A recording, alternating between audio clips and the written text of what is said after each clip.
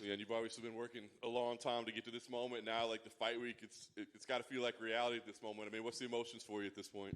I'm excited. You know, it's been a long time coming, a long road, and I've been here now 2 weeks with my team, and I'm just excited. It's been, like I said, I was number one. I told these guys a long time ago, and now here we are, 2 days out, 3 days out, and I'm excited. You know, I mean, obviously, we talk about the first fight, but it was so long ago. I mean, is there any factor at all? Like, is there anything in whether it be mentally, psychologically, anything that you take from that first fight that benefits at all? For me, no. It's just I look at it as a brand new fight, a brand new opponent. He's improved, have improved, you know what I mean? It's two different fights. When we first fought, I was only doing martial arts for like 4 or 5 years. I'm now 30 years old. This is my 4th main event for the UFC, and it's two different fights, and I am excited to go out there and prove to the world. We know the run of bad luck that you had with the fight cancellations, with the no contest, with all that stuff. Was there ever any point along the way where you're like, this journey's stupid, like I'm done with it, like I'm not doing this anymore? You have them days, you know, you have ups and downs, you have days you think, like the why me days and stuff like that, but you have to refocus your mind and also use that time to get better and better. And all this week I was feeling like belonging. I feel like this is how it's meant to play out. This is where I'm meant to be right now, you know. And but yeah, like I said at the time, it was frustrating having pullouts and getting COVID, and it was just a mad 2 years, you know. Now we're here. What's the most important part of this? I mean, is it about becoming UFC champion and that alone, or is it about some extraction of a measure of revenge of the last person to beat you? All of it. You know, obviously he was the last person to get a decision over me 7 years ago. But number one is to be world champion, because I know how much it means to my team and to my family and to me, and how hard I've worked to get here, you know. And so number one is to become world champion. The interesting part about this, right, is your grappling has gotten way better. His striking has gotten way better. But at the end of the day, what kind of fight do you expect? I mean, do you think that he'll want to come out and strike with you? Do you think he ultimately just reverts back to his base? Yeah, probably. If I was him, I'll come out and try to wrestle, you know. I think he's gonna try to come out and strike. You got to think, like, he was a wrestler for his whole life, and to now he's getting like finishes. You're gonna fall in love with it. It's natural for that to happen, you know. But I am just leaps ahead of him when it comes to striking. He's a good wrestler, but I'm a good mixed martial artist. I can put it all together. Great jiu-jitsu, good grappling. So we'll see. When I picture the fight in my head, it all plays out different. But when you do fight, it never plays out how you picture it. You know? So we'll see. Nice. Last thing for me, I mean, Saturday night, you raise that belt. I mean, what does that moment mean for you to be world champion? Like, what does that represent for you? Everything, you know, it'd be a congratulations to myself as well for sticking through these ups and downs, sticking through these hard times, and then we thought, oh, Leon got bad luck, you know, and just being proud of myself for, like I said, sticking through it and going through it, and for my family, for my team, it would mean everything. Leon, a lot of talk about Kamaru's status in the history of MMA. Dana says that if he wins this, he could be considered the greatest of all time. I'm curious for you, do you think he could be the greatest of all time, or do you think he's the greatest welterweight of all time? Where do you see him in history of MMA? I don't know. He's a good fighter, you know. But I think to be the greatest of all time, I consider people like John Jones, and you have to be good at everything. You can't be good at just wrestling, or you have to be good at everything, you know. But he'd be in the conversation well, you're not going to beat me, but he'd be in the conversation, you know. So fair play to him. Do you think it's easier for you to kind of ignore all that stuff because you've been in there with him before, and you know he's just human, and it's not this crazy thing that you're not expecting? Yeah, for sure. Like all this pound for pound and all this, I just don't see it. I didn't feel it in the fight. I don't see it. I don't see it in his techniques. I just don't see it. You know, he's a very good fighter. He has improved, and I'm not going in this fight blinded, thinking, "Oh, this is another wrestler again." It's not. But yeah, I just don't see the pound for pound thing. But fair play to him. On the flip side of that, do you think the more he hears that, the more overconfident he could become? Yeah, it's natural. It's natural. Like that's all he's talking about now. Is pound for pound. The man don't wear the stop wearing t-shirts. He's loving it, you know. So like I said, he's earned it. So I'm not gonna sit here and hate on him, you know. So fair play. There's no risk of you stealing his outfit ideas at the press conference this week? Nah, that's not me, you know. Terry Crews, he's sick. But nah, fair play to him.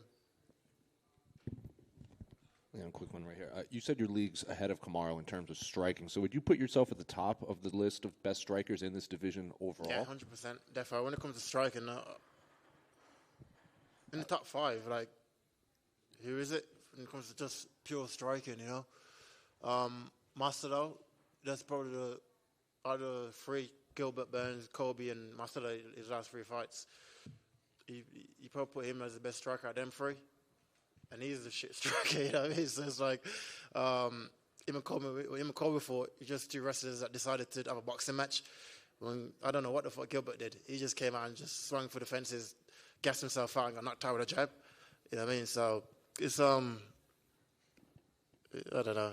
I'm just leaps ahead of him when it comes to striking. Can I get your thoughts on Anthony Joshua's fights also fighting on Saturday against Usyk?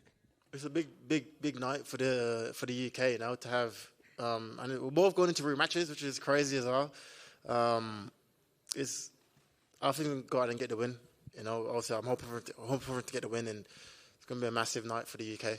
And who do you have in the Eubanks Jr. Conor Benn fight? I'll probably go Eubank. I think it'd be too big for him.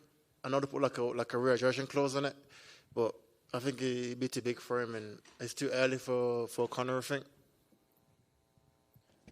Would you ever like to see a Leon, just back here a second, down in front of you. Would you ever like to see a rehydration clause in MMA? Do you think that's something that could work?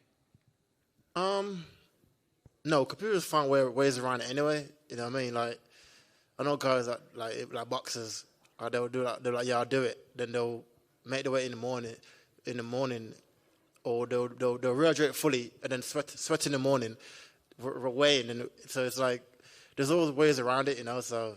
I don't mind. Leon, Dana White told Yahoo Sports yesterday that if you win this fight, you guys are going to do a trilogy. Pound for pound if I win the fight. I should be pound for pound. Go on. But he said this would be an instance where ahead of time he'd be fine saying Kamaru deserves a rematch or a trilogy fight. Is that something you've thought about, that you not only would have to beat him Saturday, but back-to-back? Yeah, for sure. 100%. Like you say, he's been a dominant champion, you know, so... Naturally in sport, in boxing or MMA, when you defend the belt a couple of times and been dominant, you normally get a rematch. So I definitely envision doing it again. And I mean, what would you want the timeline for that to be? I mean, like if you beat him badly and he's out for a while, would you want to fight someone else probably and be active? Yeah, for sure, 100%. I want to be an active champion. You know, I don't want to be once a year. I want to be active. You know, and I'm already 30 years old, so. I'm going into my prime now, so I need the more fights I have, the better off it will be for me. And I know you've talked about the Diaz versus Chimaev fight a fair bit. I'm just curious from you, as a former opponent of Nate, what do you think, if this is his last fight in the UFC, his legacy is in this company and the sport? He's a solid motherfucker, you know. He's like the Diaz brothers. They are who they are, and that's what I respect about them. They haven't changed over the years. They are who they are. They're solid. They're tough. I remember watching them when I first started MMA, you know, and so I think they're going to have a good legacy, both of the brothers, Nick and Nate, you know. Leon over here, to your left. Kamaru's been on interviews talking about the first fight, talking quite a bit about the first fight. Do you think maybe because he's doing that, he might be overlooking you a tiny bit at least? He's talking about everything apart from this fight. He's talking about going up 205, fighting Canelo, doing... everything apart from the fight. You know, I am solely focused on becoming a world champion, and if he thinks it's going to be like the first fight, he's already lost the fight. I've erased that fight out of my mind a long time ago, and if you think he's the same kid he's in the fight, then we'll see Saturday night. And you thought of maybe you know, let's say you win on Saturday, you call out Canelo yourself? Nah, I need to. I know I can't beat Canelo in a boxing match. I'm not deluded. You know what I mean? This guy's deluded. You cannot beat Canelo. I know it's a payday thing, but boxing for boxing, you cannot beat Canelo. MMA, yeah, he'll win. same MMA, I beat Canelo, but for a pure boxing match in the square, he'll probably win. That's just honesty. I'm not deluded. It is what it is. Right. And you've been waiting quite a while for a title shot to begin with. Now you've been out since June last year. How hard has this wait been for you to finally get to this point? It don't feel as long, I've been off for like a year before during the pandemic, and I've always said I don't believe in ring rust. I don't believe in nothing like that. I think as long as you live the life, dedicate yourself to the sport, which I do, you should get the results. And Saturday night I'll get the result. Leon, on your right. I believe you said that you've been out here for 2 weeks. What's the advantage of coming out to Salt Lake City and being here for that long ahead of the fight? Just you get acclimatized a bit better. Normally UFC brings you out on like the Tuesday of the fight week. There's not enough time. When it's in the UK now, it's like 7 hours ahead, so I'll be like falling asleep and shit. And not enough time to make weight and acclimatize to the air, to the time zones and everything. So I like to come out. I do it for all my fights. I pay with extra money just to come out early with my team, and I want to be comfortable going into fight week. I don't want to feel like it's rushed or I'm not having everything that I need. Hearing from NBA players who come here and play the Utah Jazz, we hear from them that the elevation is an issue in terms of their wind. Has that been something that you've needed that extra time to kind of get used to? Before, everyone was talking about the elevation. So, like, back home, I was like sleeping at sea level, I had like a mad tent over my bed for the last 2 months, like sleeping in it. But when I came out, I couldn't tell no difference. It felt same, I know the studies on it is not, they said some people might feel it, some people might not, and since I've been training, I just feel like I'm back home in Birmingham. And this is the first numbered pay-per-view that the UFC has ever brought to Salt Lake City. What was your reaction when you found out that, rather than fighting in Vegas or Los Angeles or wherever, that you'd be fighting in Salt Lake City, Utah? First of all, I didn't know where it was. I was like, "But how was that?" I asked my manager, when you're a kid, you picture like your first UFC Tower. You always picture somewhere massive, like it's going to be in Vegas, it's going to be like New York, and somewhere like dramatic, But the win is the title is a title. No matter where you put it, I'll become world champion. So either it is. So not to look past your current opponent, but say you beat Usman, say you beat him again in the Trilogy. Who's up next? Is it Khamzat? Are you wrapping up Jorge Masvidal? Do you have like a preference?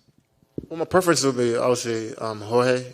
Obviously, he needs to go back and get a few wins, and then I love that one to happen in the UK. To have it back in the 02 where the incident first happened, and I think it'd be a great sell for the UFC. It'd be a great revenge for me, and so.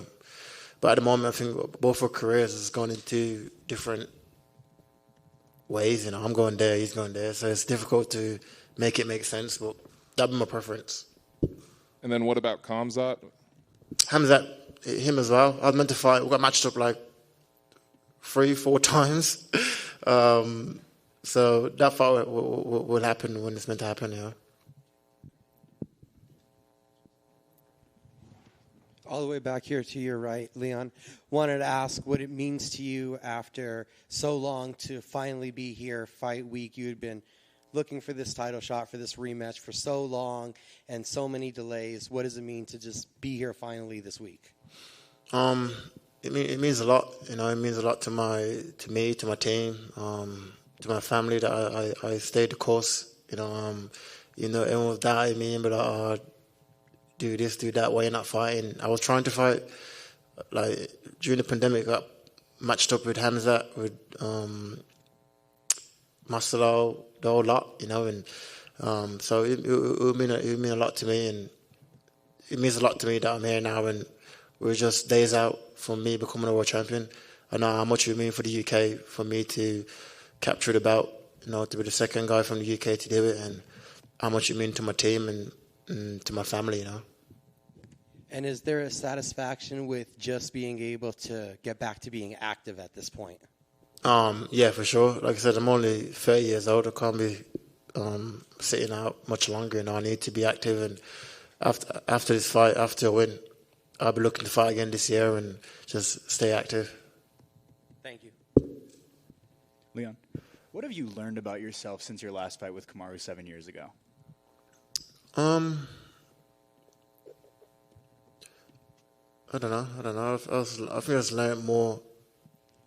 My belief in myself was correct. You know that what you think in your head, like that you're good enough to be here. That you are. You know, and I think that's what I'm most proud of myself for. My mentality that I've got, not just through MMA. I got it from life and what life has taught me. You know, so I'm proud of my mentality that life has given me.